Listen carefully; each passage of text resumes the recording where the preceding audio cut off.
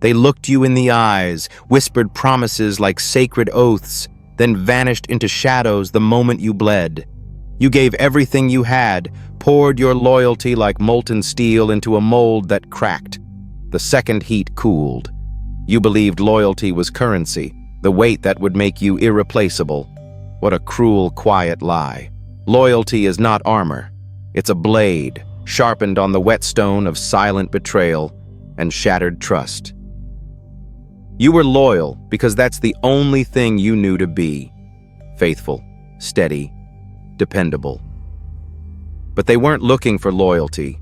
They wanted something else, something distant and cold, something you couldn't see because you were too close, too raw, too willing to bleed for a cause that wasn't yours. You thought being loyal meant they'd stand beside you in the darkness, not turn away because the night was too cold or the fight wasn't theirs. But loyalty isn't about being chosen.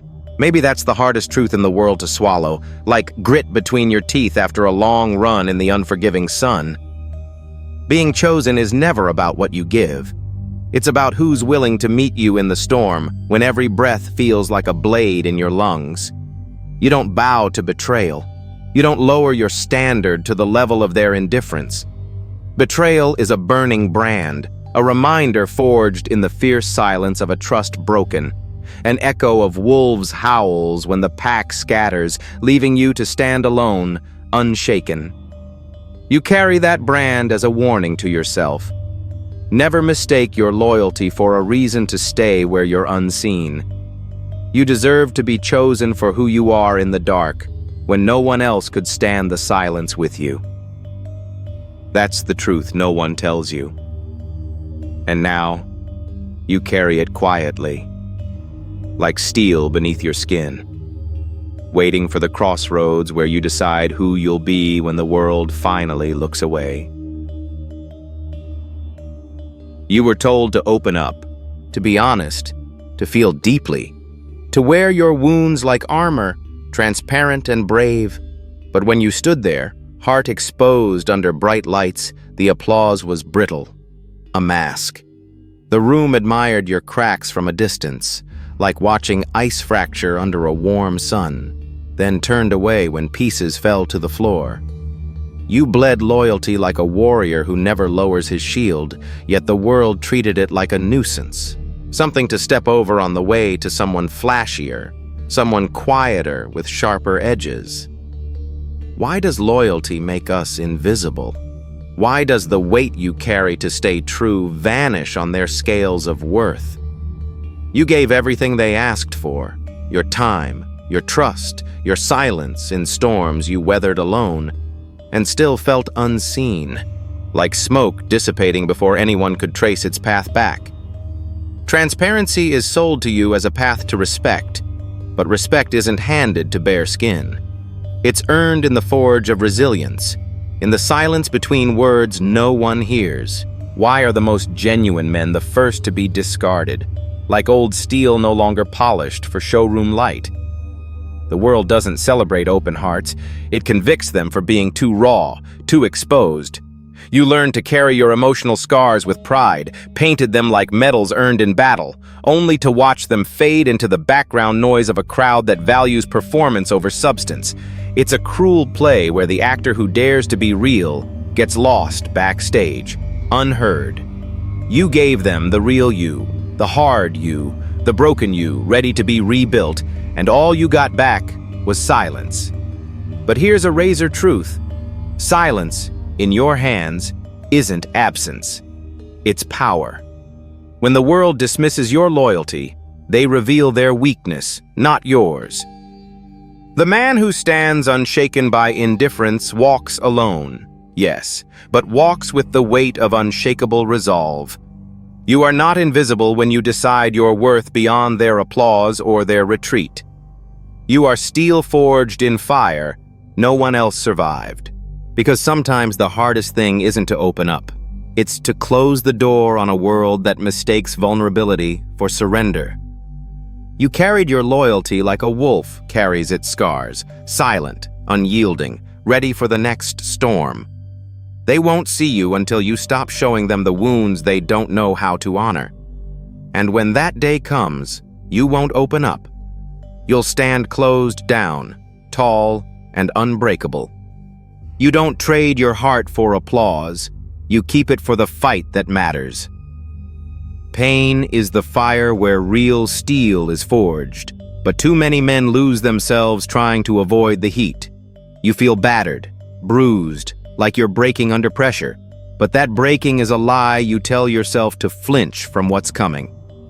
Imagine yourself like a storm-tested oak, standing miles from shelter, wind tearing at your branches, leaves ripped off like scraps of skin.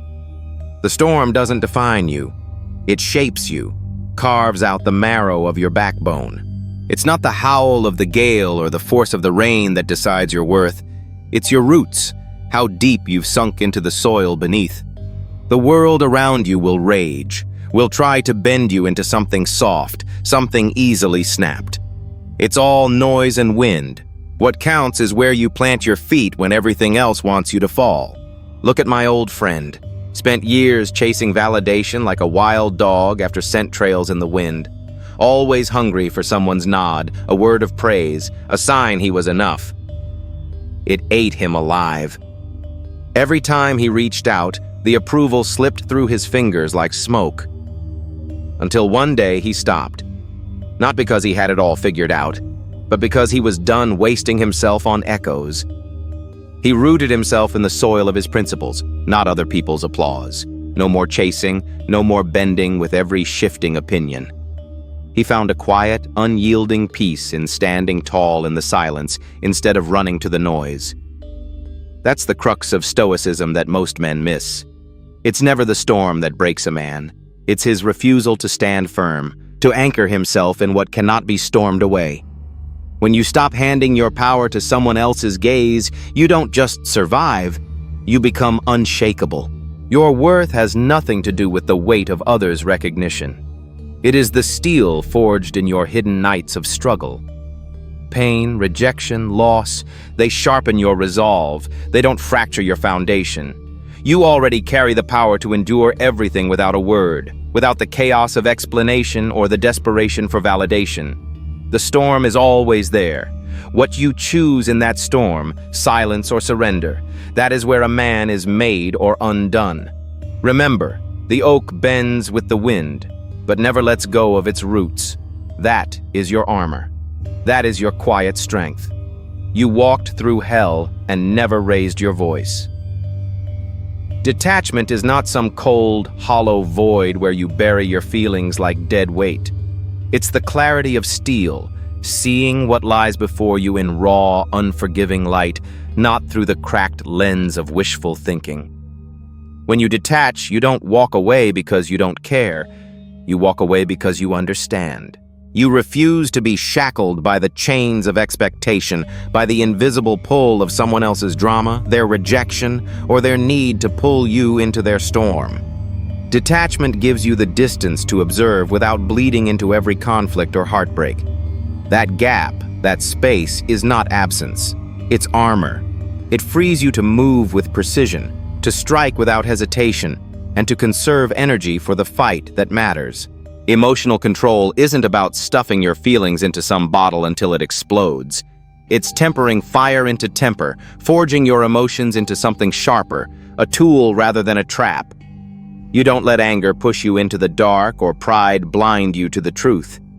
Instead, you acknowledge the roar inside, then channel it into action that honors your values, not your impulses.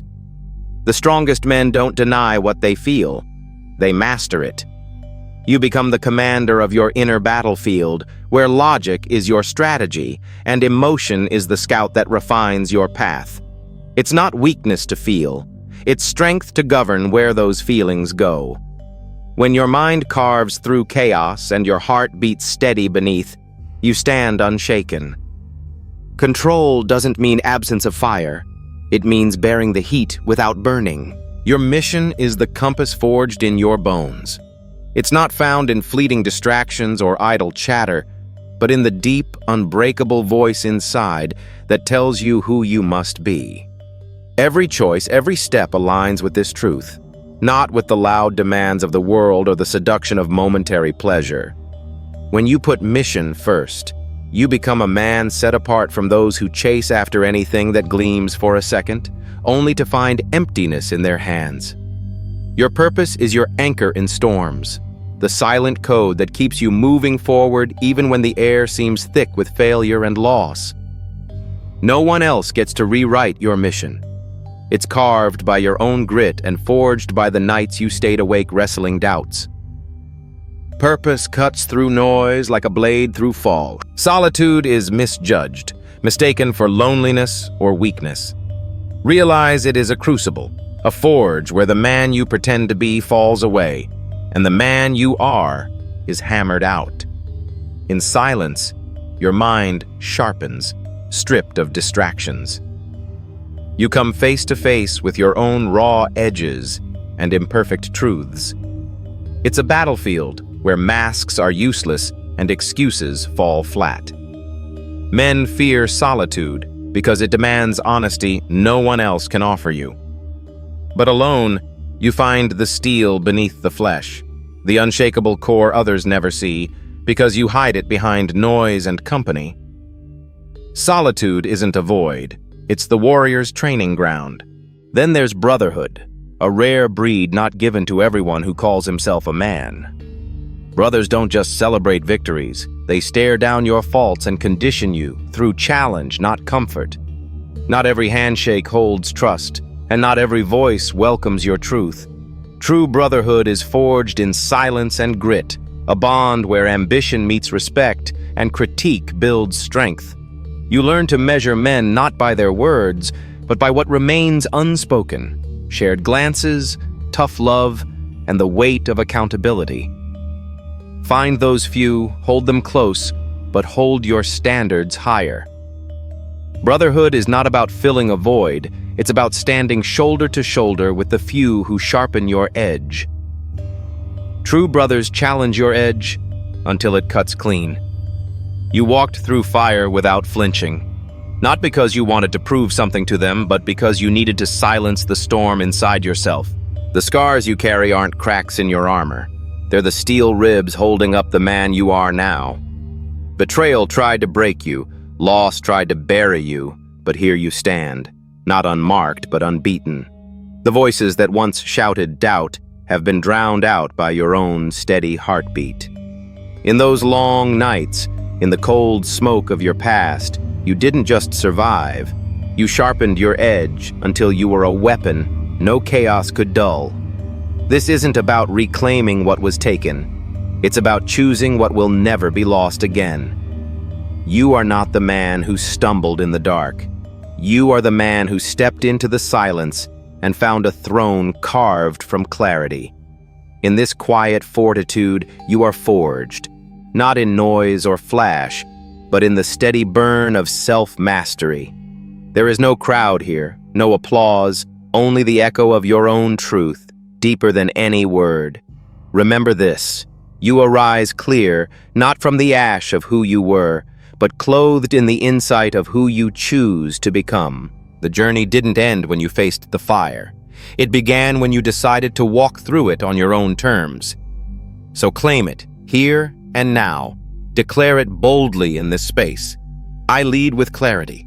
Because beyond every wound, beyond every loss, real power waits in silent dominion over oneself. I lead in silence,